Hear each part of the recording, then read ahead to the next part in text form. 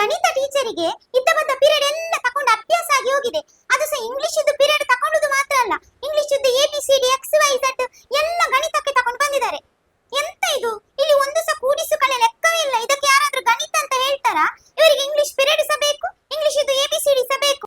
ಅದ್ರಲ್ಲಿ ಸಹ ಪೈಥಾಗರಸನ ಪ್ರಮೇಯ ಉಂಟು, ಅದು ಈ ಜನ್ಮದಲ್ಲಿ ನಂಗೆ ಬರುವುದಿಲ್ಲ.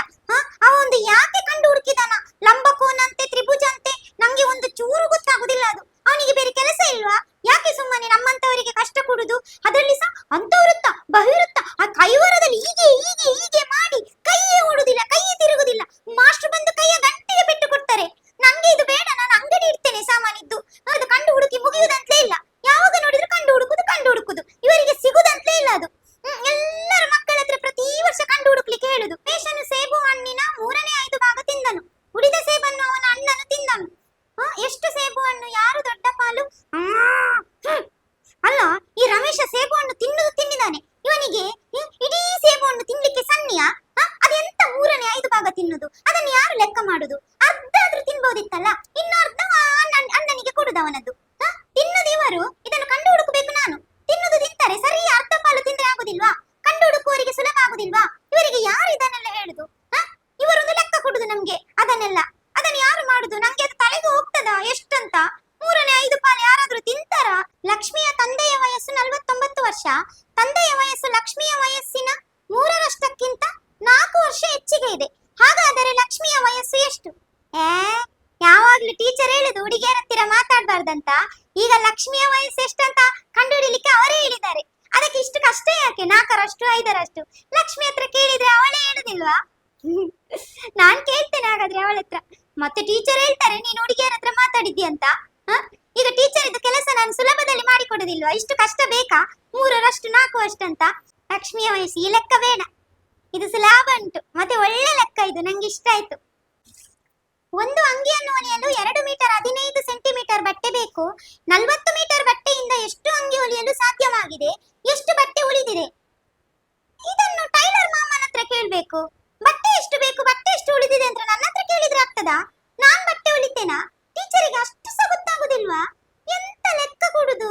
ಈಗ ಮುಕುಂದನಿಗೆ ಚಡ್ಡಿ ಹೊಲಿಲಿಕ್ಕೆ, ಅಂಗಿ ಹೊಲಿಲಿಕ್ಕೆ ಅದು 17 ಮೀಟರ್ ಸಾಕಾ? 17 ಮೀಟರ್ ಅಲ್ಲಿ ಅವನದೊಂದು ಚಡ್ಡಿಯೇ ಆಗ್ತದೆ. ಮತ್ತೆ ಅಂಗಿಗೆ ಎಲ್ಲಿಂದ ಅಷ್ಟು ಜಬ್ಬ ಬೊಡ್ಡ? ಅವನು ಮೇಲೆ ಹೋಗುದಿಲ್ಲ ಚಡ್ಡಿ ಮತ್ತೆ ಸಣ್ಣದು ಹೊಲಿದ್ರೆ. ಇವರಿಗೆ ಅಷ್ಟು ಗೊತ್ತಾಗುದಿಲ್ವಾ? ಒಬ್ಬೊಬ್ಬರಿಗೆ ಒಂದೊಂದು ಅಳತೆ ಅಲ್ಲ ಇರುದು. ಮತ್ತೆ ಬಟ್ಟೆ ಎಷ್ಟು ಉಳಿತದೆ ಅಂತ ಹೇಗೆ ಗೊತ್ತಾಗ್ತದೆ? ಒಬ್ಬೊಬ್ರು ಒಂದೊಂದೇ ರೀತಿ ಇದ್ದಾರೆ, ಅವ್ರು ಅಳತೆ ಕೊಡ್ಬೇಕಲ್ಲ ಫಸ್ಟಿಗೆ. ನನ್ಗೆ ಇದ್ದಷ್ಟು ಮಂಡೆ ಟೀಚರಿಗೆ ಸಹ ಇಲ್ಲ. ಅಂಗಿ ಎಲ್ಲಿಂದ ಉಳಿಯುವುದು? ಅಂಗಿ ಎಷ್ಟು ಉಳಿತದೆ ಅಂತ ಬರೀಬೇಕಂತೆ. ಎಲ್ಲಿಂದ ಅಂಗಿ ಉಳಿಯುವುದು? ಅವನಿಗೆ ಚಡ್ಡಿ ಹೊಲಿಲಿಕ್ಕೆ ಆಗ್ತದೆ, ಇನ್ನು ಅಂಗಿ ಉಳಿಯುವುದಂತೆ. ನಾನ್ ಬರೆದಾಗ್ತೇನೆ, ಯಾವುದೇ ರೀತಿಯ ಬಟ್ಟೆ ಉಳಿಯುವುದಿಲ್ಲ. ಯಾಕೆಂದರೆ ಮುಕುಂದನಂತವರಿಗೆ ಇದು ಬಟ್ಟೆ ಸಾಕಾಗುದಿಲ್ಲ. ಅವ ಮೊದಲೇ ಬೊಡ್ಡ, ಅವನಿಗೆ ಎಲ್ಲಿಂದ ಬಟ್ಟೆ? ದೊಡ್ಡ ಬುಟ್ಟಿಯಲ್ಲಿ 120 ದೊಡ್ಡ ಲಾಡು. ಒಂದು ಬುಟ್ಟಿಯಲ್ಲಿ 120 ದೊಡ್ಡ ಲಾಡುಗಳಿವೆ, 80 ಚಿಕ್ಕ ಲಾಡುಗಳಿವೆ. ದೊಡ್ಡ ಲಾಡಿನಿಂದ ಎಷ್ಟು ಚಿಕ್ಕ ಲಾಡನ್ನು ತಯಾರಿಸಬಹುದು?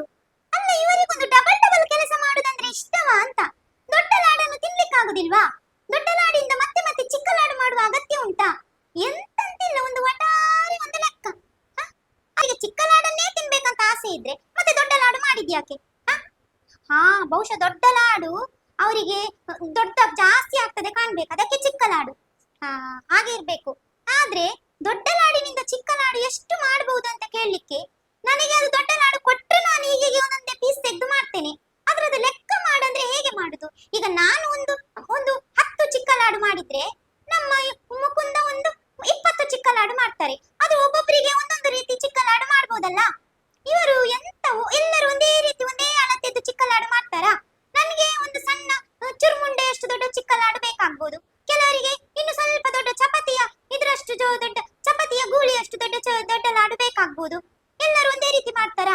ಒಟ್ಟಿಗೆ ಬರೀರಿ ಅಂದ್ರೆ ಎಂತ ಬರೆಯುದು? ನಾನು ಬರೀತೇನೆ ಒಂದು 120 ದೊಡ್ಡ ಲಾಡು ಅಂದ್ರೆ, ಚಿಕ್ಕ ಲಾಡು ಒಂದು 240 ಮಾಡುವ, ಡಬಲ್ ಮಾಡಿದ್ರೆ ಆಯ್ತಲ್ಲ ಅಷ್ಟೇ. 120 ಅಲ್ಲ, 120 ಗುಣಿಸು 2 ಆಯ್ತಲ್ಲ, 240 ಚಿಕ್ಕ ಲಾಡು. ಸುಧಾಕರನು ಮಾರುಕಟ್ಟೆಯಿಂದ 60 ಡಜನ್ ಬಾಳೆಹಣ್ಣನ್ನು ಕೊಂಡನು. ಇವನ್ ಇಷ್ಟು ಬಾಳೆಹಣ್ಣು ತಕೊಂಡು ಎಂತ ಮಾಡುದಂತ ಆಗ್ಬೇಕು? ಇವನಿಗೆ ಜಿಲಾಬ್ ಬರ್ಲಿಕ್ಕೆ 60 ಬಾಳೆಹಣ್ಣು ತಿಂದು ಇದ ಬಾಯ್ಕೆಯ ಇಷ್ಟು ಬಾಳೆಹಣ್ಣು ತಿನ್ನುದು? ಎಂತ ಇವನಿಗೆ ಎಷ್ಟು ಬೇಕು ಅಷ್ಟೇ ತಗೊಳ್ಬೇಕು ಬಾಳೆಹಣ್ಣು. ಅಷ್ಟು ವೇಸ್ಟ್ ಮಾಡಬಾರ್ದು. ಯಾರಾದ್ರೂ 60 ಡಜನ್ ಬಾಳೆಹಣ್ಣು ತಗೊಳ್ತಾರಾ? 60 ಗುಣಿಸು 1 ಡಜನ್ ಅಂದ್ರೆ 12. 60 ಗುಣಿಸು 12 ಎಷ್ಟು ಬಾಳೆಹಣ್ಣು ಆಯ್ತು? ಅಷ್ಟು ಬಾಳೆಹಣ್ಣು ತಗೊಂಡು ಇವ ಎಂತ ಮಾಡ್ತಾನೆ?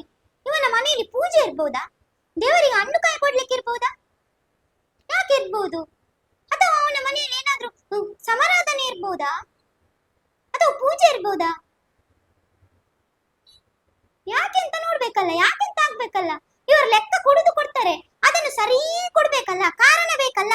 ಸುಮ್ಮನೆ ಸುಮ್ಮನೆ 60 ಡಜನ್ ಬಾಳೆಹಣ್ಣು ಯಾರು ತಗೊಳ್ತಾರೆ? ಒಂದು ಹಾಕ್ಬೇಕು, ಅವನ ಮನೆಯಲ್ಲಿ ಪೂಜೆ ಇರುವ ಕಾರಣ ಅವನು 60 ಡಜನ್ ಬಾಳೆಹಣ್ಣನ್ನು ಕೊಂಡನು ಅಂತ ಹಾಕ್ಬೇಕು.